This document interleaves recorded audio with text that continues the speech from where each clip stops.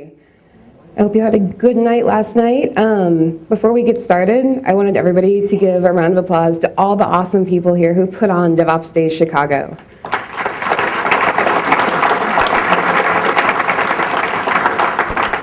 It's been a great event. As a speaker, I can tell you this is actually the best I've been treated at any event I've ever spoken at. Whoa. Except for that. You want me to tell you a secret, though? The reason I'm asking you to applaud is not just because these guys are awesome, and they are awesome. I mean, I'm not making this up, but it's also because it makes you put down your phone. You have to put down your phone to clap, and it's a great thing. So you came here to learn about the rules of DevOps, and I didn't actually write my talk before I got here. I'm kind of a really lazy person, fundamentally. And when I got here and we had the speaker dinner, and Matt gave this talk about, what we were doing here, and I decided to pivot my talk a little bit. I wanted to turn it into something a little bit more interactive, so I hope you guys are prepared to pay attention because you're going to have your turn to talk. Because this isn't going to be the rules of DevOps. This is going to be DevOps therapy. We are going to have a therapy session today. There's going to be no Q&A. I'm going to talk for about 10 minutes. And while I'm talking, I want you to think about the worst thing you have ever seen. Something that made you put your head in your hands because you were so incredulous. Or maybe you actually had to get up from your desk and just walk around to burn off the anger that you had to deal with this problem. Or maybe if you're like me, you had to go tweet about it so you could vent.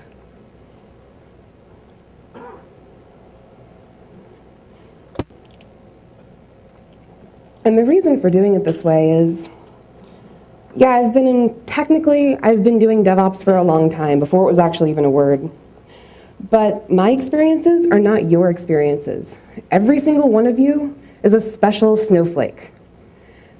In all the jobs I've had, you probably have problems that I've never seen, because everybody is different, and everybody's infrastructure is different. So I thought it'd be more useful to turn it into a group exercise to where people could state their problems.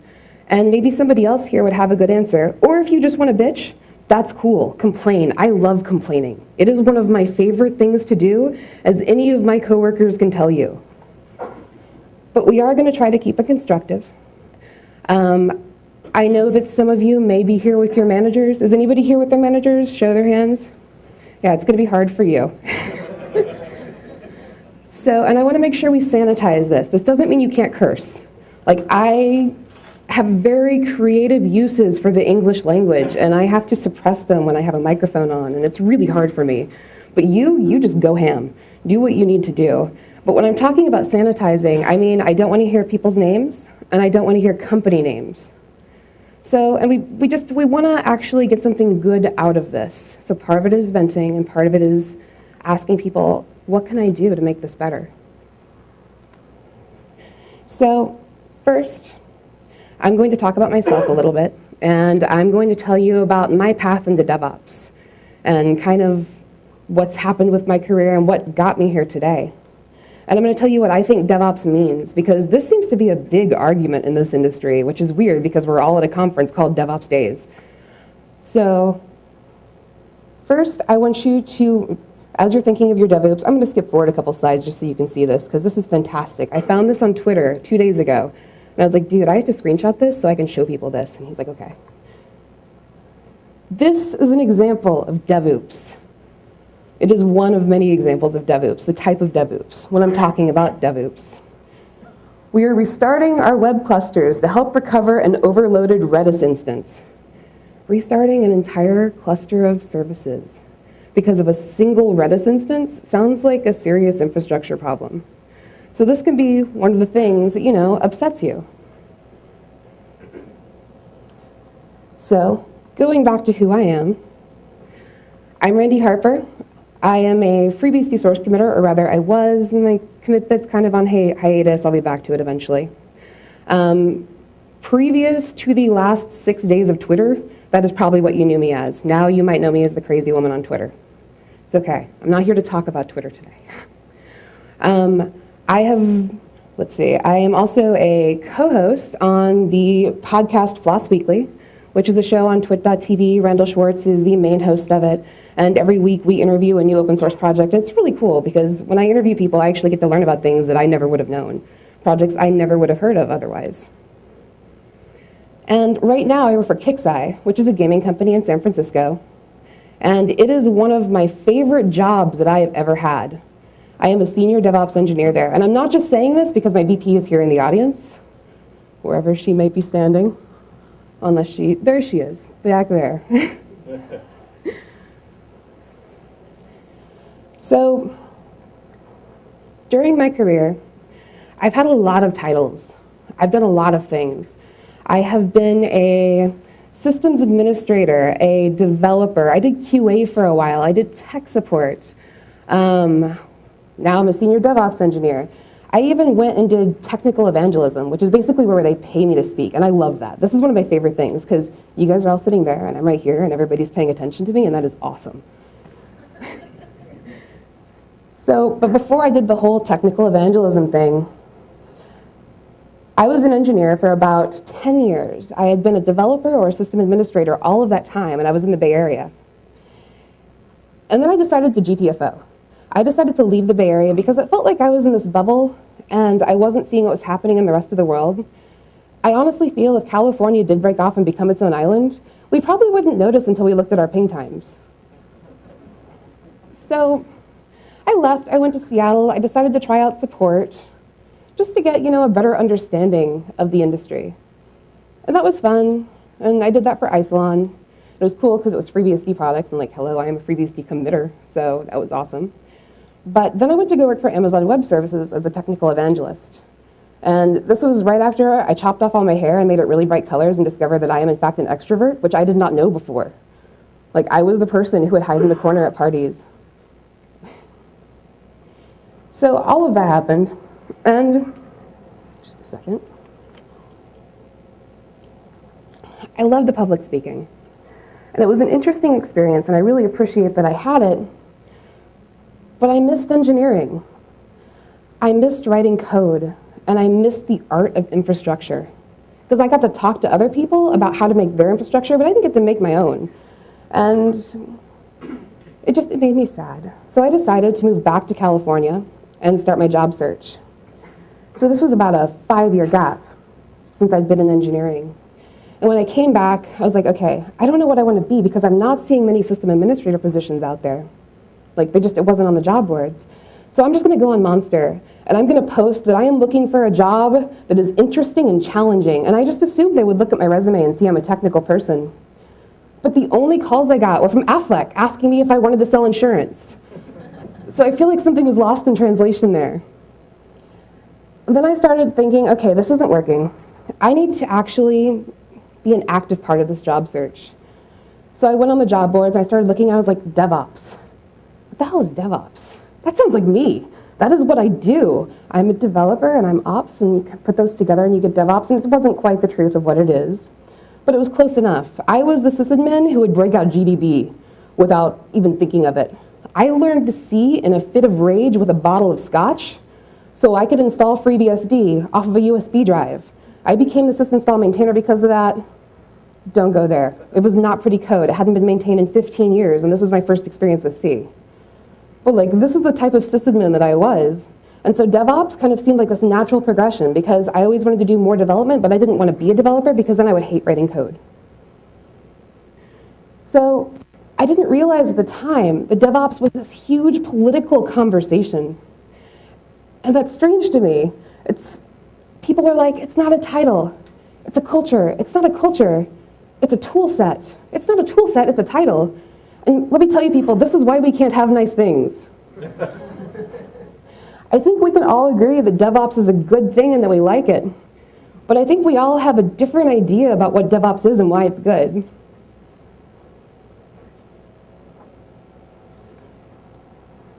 So, it's not just a title, but that's part of it. I have the title Senior DevOps Engineer, and I am proud of that title. And a lot of people are like, it should not be a title. DevOps is not a title. What are you talking about? And excuse me, I am proud of my title.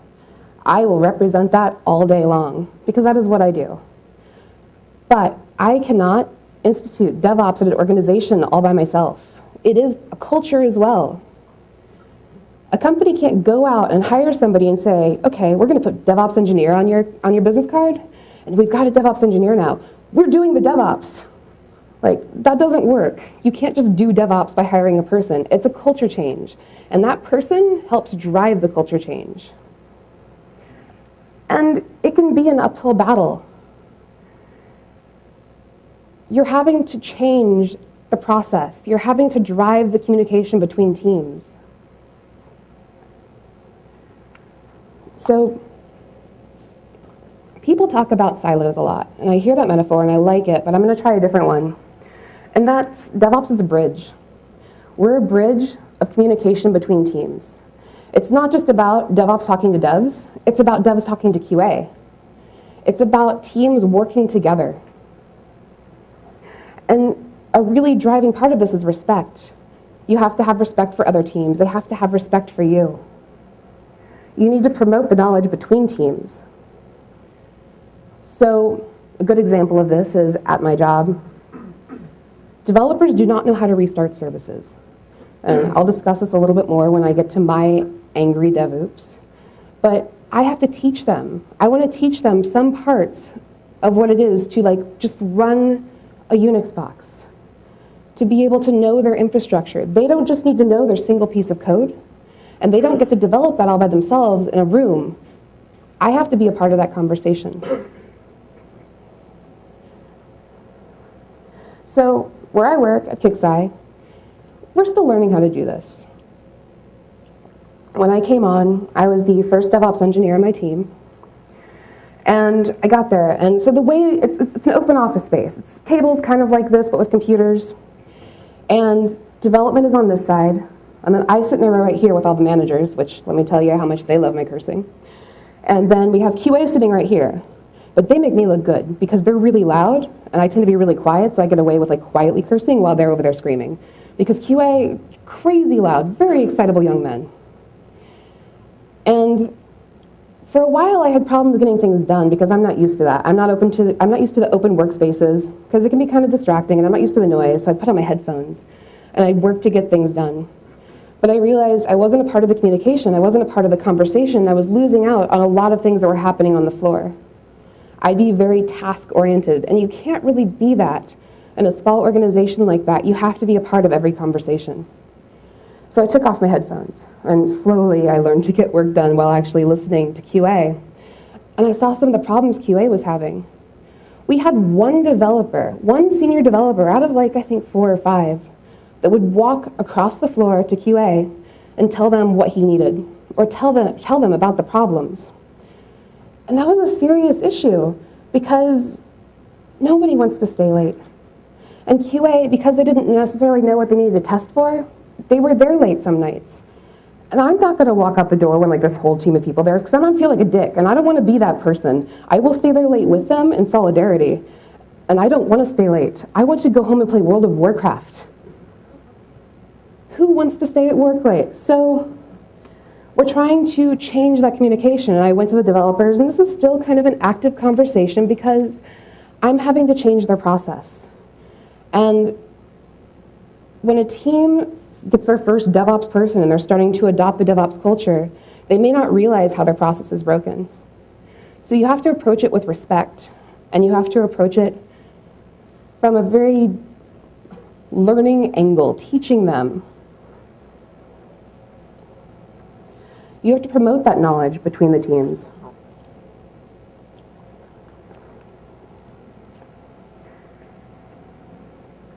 So you have to build the bridge, and I was building the bridge between QA and Dev. But it's not just about that either. I mean, my primary job is not mediator. I mean, if it was, I would probably be paid a lot less, honestly. My job is to wear a lot of hats, and I think all of the DevOps engineers out here can agree, we have to know a lot of things. They talk about T-shaped individuals, which is where you know a lot of stuff, but you're really good in one, and that's usually the type of people we try to hire. So I would have to wear, sometimes I'd be wearing my mediator hat, sometimes I'd be wearing my monitoring engineer hat, sometimes I'd be a performance engineer, sometimes I'd wear my developer hat as I go into meetings with developers and tell them, no, you cannot have 96 gigs of RAM in that server, that is not reasonable. You need to re-architect your product a little bit. And sometimes you even have to wear your technical support hat.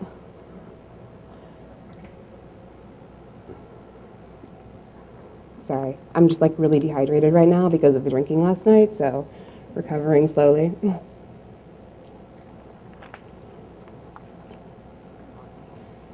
So in DevOps, I came up with this phrase, and it's that we're artists of logic. And I know that's really weird. You don't expect to hear artist and logic together. But if you think about what we do, we design infrastructure. We design solutions. And every single one of them is unique. Nothing really seems all that cookie cutter, even though we have all these recipes and cookbooks and Puppet modules and tools out there designed to build our infrastructure for us. We can build some really messed up products because we can do whatever we want. And we can find a million ways to do one thing. And it can be art.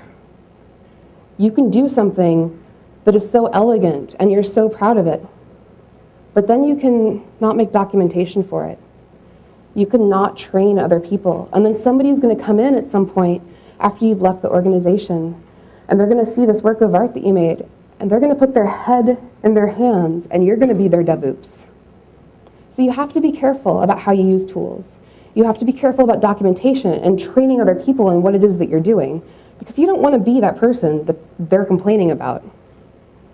And what if you walk into somebody else's DevOps? What if you join an organization and you see this disaster of infrastructure that is not well laid out and is overly complex? And what if they're still in the company? If they're still in the company, they can be very protective of their art. This microphone's freaking me out, dude. They can be very, very protective of their art. And you have to approach them with this respect and this communication and be like, I'm sorry, but this is not really a good way of doing this. Here is an easier, better way that is more maintainable, and we're using the tools the way they were designed. And that way when people come in, they don't need to know that we run our backups out of Jenkins.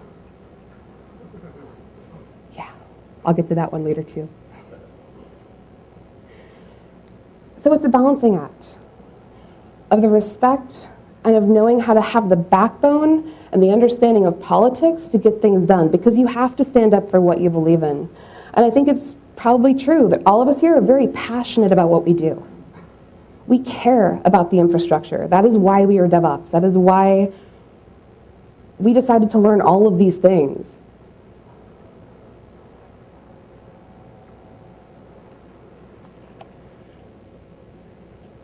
So when you're approaching these people, I found a good way to do this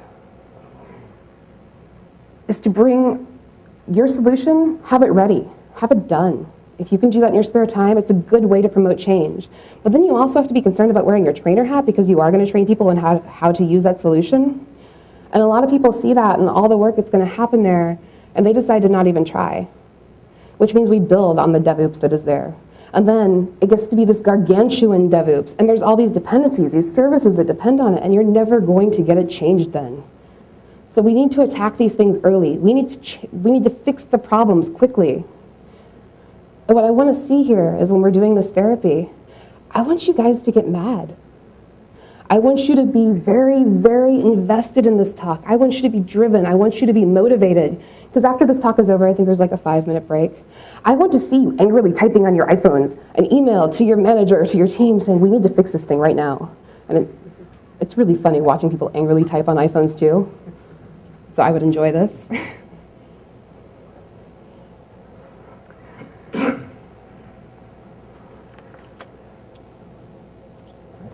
So I'm going to show you 2 examples of DevOps that I've seen at my current job. One of them is my own personal DevOps. And it's not super infrastructure, oh my God, this is a bad thing. It was a small fix, but I had been working really hard that day on fixing other problems, and then I realized that we have this application that runs. It has 48 processes that run, and they all log to a different file. These files never get log rotated. So they were sitting at like 2 gigs each on all of our servers for each of the 48 files. And they're only at 2 gigs because somebody went through and deleted all of them like X number of days ago. So I was like, holy crap, okay, this is another DevOps. I had to go and fix this log rotate. Big surprise. So I'm going to show you what I wrote, and I want you to tell me why it's wrong. What could happen here that is terrible? Does anybody see? Come on, guys. I know it's early morning, but think about regular expressions. Think about how log rotate works. Work with me here. What's that? Correct. I did not think of this at the time. I usually consider myself the regex whisperer. I was not the regex whisperer there. I was the regex disaster. What's even worse is I didn't realize this for 3 months. So all of a sudden I get a page that all of our application servers are running out of inodes. I'm like, how the hell did that happen? So I go and finally I track it down, and there's like 6 million files in each of these directories. I'm like, oh God, please nobody notice what I did. So I went through and fixed it very quickly. Deleting the files took a while, unfortunately, because these are servers under load. But it was a little bit of a scary thing, and it proves that all of us can make mistakes, even with the best of intentions, even in the most simple example of trying to fix broken things. We can have 5 million log files in one directory with one simple typo.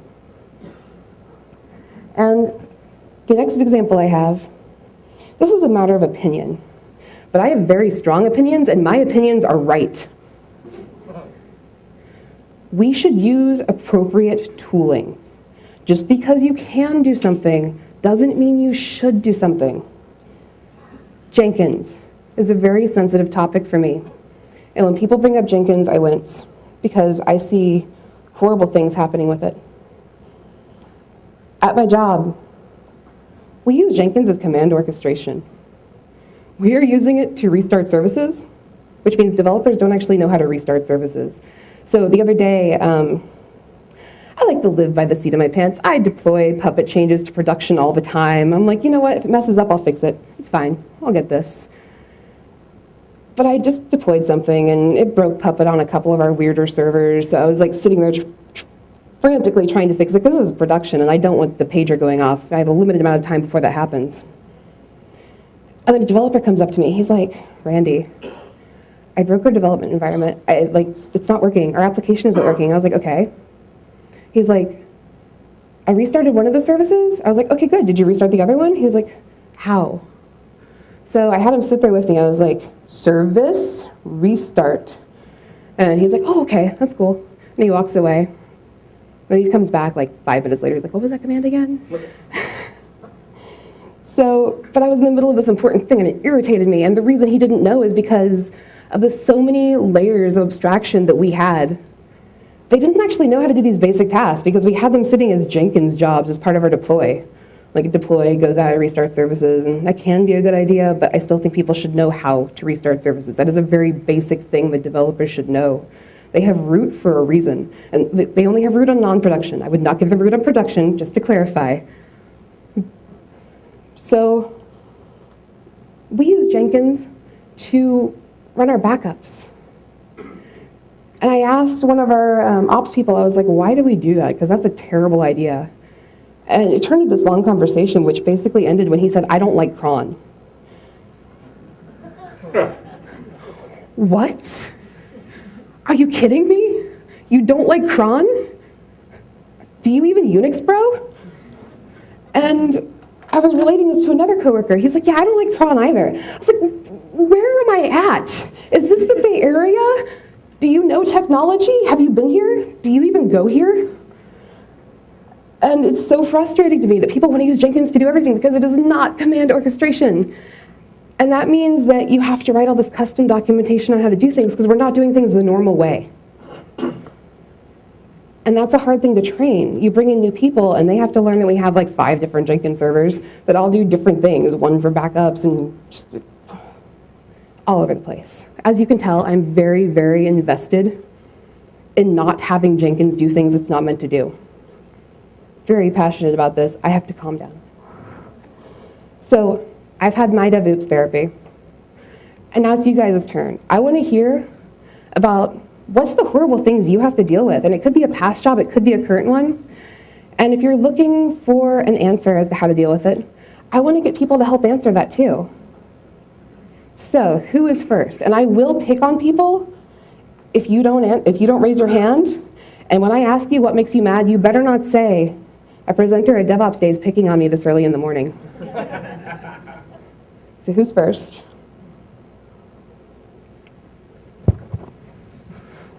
Let's talk about our feelings. Oh, I get to talk into a microphone. That's awesome. I hate that when we do a new application or whatever, we make sure that we monitor the service and the log file. And when we see an alert that the process is down or the log file has error or fatal or severe in it, we submit a ticket and the developers tell us, well, product's going to have to prioritize that. And so they don't do anything about it. So we're like, well, okay, fine. We're just going to stop monitoring it because it's annoying. And then 3 months later, when they're trying to close out all their tickets, they say, is this still happening? I'm like, I don't know. Look at the freaking log. Figure it out on your own. Or worse, I say, how do you reproduce it? I don't know. There's a stack trace. Maybe you could figure it out from the stack trace because you know your code. So, there we go. It's a good one. Does anybody have any input for this problem? Can you relate? Does anybody else here have the same type of problem sometimes? Everybody has that problem. People are just shy. It's early morning. All right, who's next? In the back? Just a general lack of automation mindset. When you work with people that think like, oh, I only have to do this once and it's only going to take 10 seconds, and then they do it again the next day and again the next day. And it's like, why aren't we scripting this and getting it off your plate? And people just don't tend to add up all the time that they've spent on this when they could have spent 30 minutes scripting it. So is it like the DevOps who should be scripting it, or who should be scripting it? Anyone that does it repeatedly should script it. See, you say that, but I have seen some shell scripts written by our developers who have a severe lack of understanding of shell scripts. You do not need to use semicolons. All right, who else? Come on, guys. Let's talk about our feelings. So this happened Tuesday morning. I have developers who do not know what a cluster is. They think when one node of a 2, 4, 8 node cluster is down, that they are down. And then they announce to QA that it is down and that they are stopped because one node in the cluster is down. No, okay, it is down. You're not down. Your environment is not down. Please continue to develop. Please continue to QA. Please continue your work because infrastructure, once again, has clustered an environment and made it highly available so you can do your work. I feel better.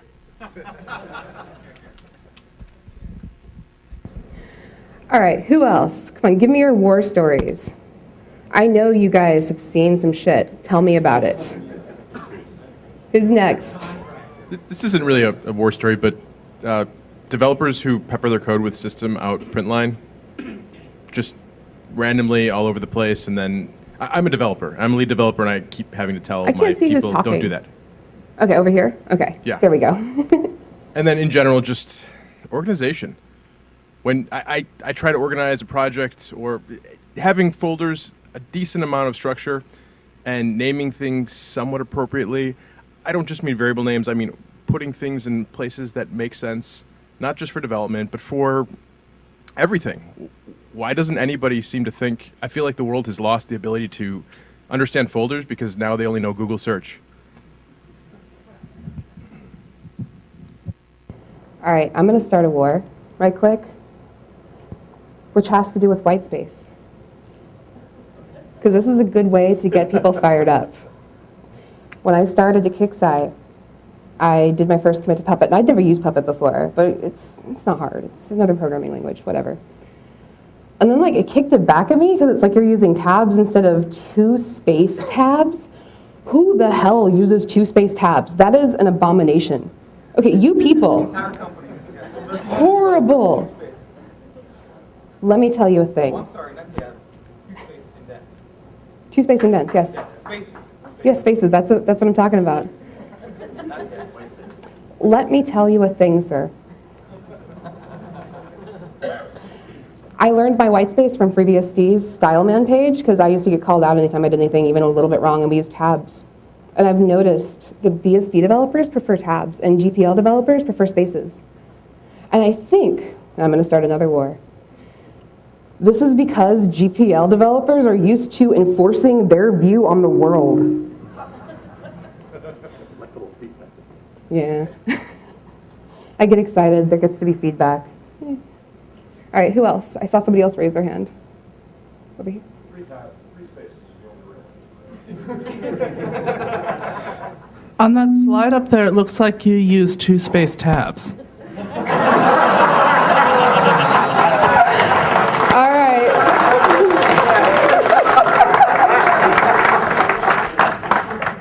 Truth be told, this is not a direct copy of what I had at work. I went on Google last night and I was like log rotate example, and then I just like changed the first thing. Also, Puppet manages our log rotate stuff, so I don't have anything to do with that. But good catch. So yeah, about that, the correct answer is to use what's there already. But as far as typos go, if you have stuff in your Chef or Puppet or Ansible or whatever that manipulates your DNS, make sure that you're using the form of the call that deletes a single record rather than a single zone. Otherwise, you could end up pretty much taking yourself entirely off the internet. It's good. All right, who else? I saw their hands over here. Yeah, so one thing I saw that really ticked me off as a developer and operations person was code repositories that contain the code, but the build scripts weren't actually in the repository. You had to know which other repository to check out that had the build script that was part of like the ops repository. Yeah. I know that seemed feel. really heinous. All right, let's get this side of the room a little bit. Who over here has war stories?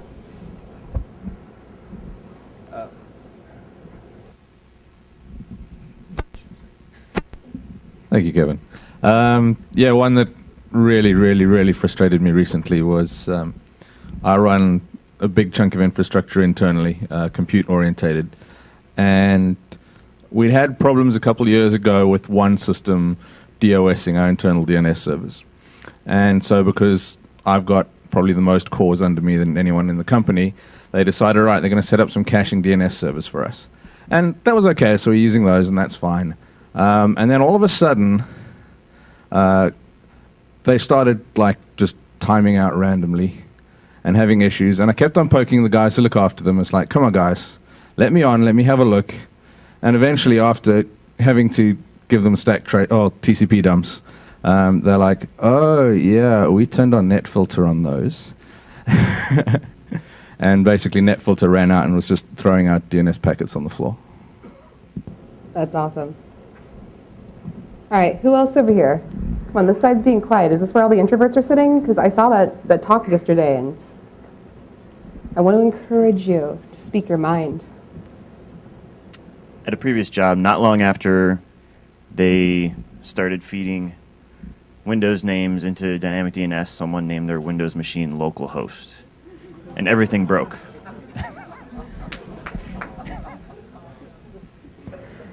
That is a really good one, and I feel like I need to do this now. All right, one more question? Or one more? Go for it.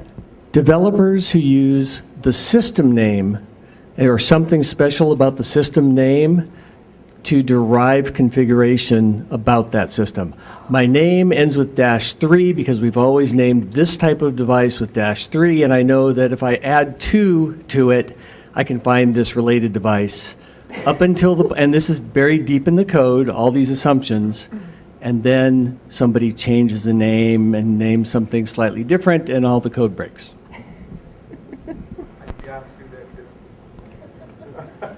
I have seen our ops do that too. All right, well, thank you guys very much. This is good. I hope you enjoyed your DevOps therapy. It was Great being here. Everyone thank Randy for a great talk. And I think we'll